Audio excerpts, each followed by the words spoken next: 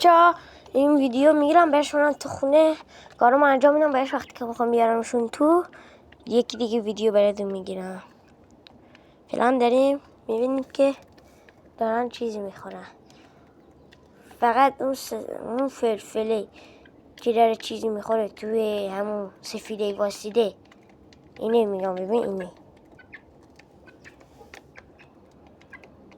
بچه، حالا یخ بزرگ شدن نمیشه تحتش ندارن، ولی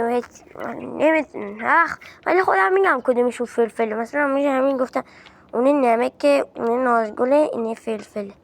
خودم مثل الانی که گفتم دوباره میگم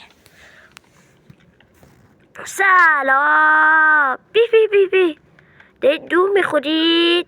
نوش جونتون. خدافظ بچه ها، خدافظی کنین. خدافظ بچه ها، خدافظی کنم. منم خدافظی کنم برم.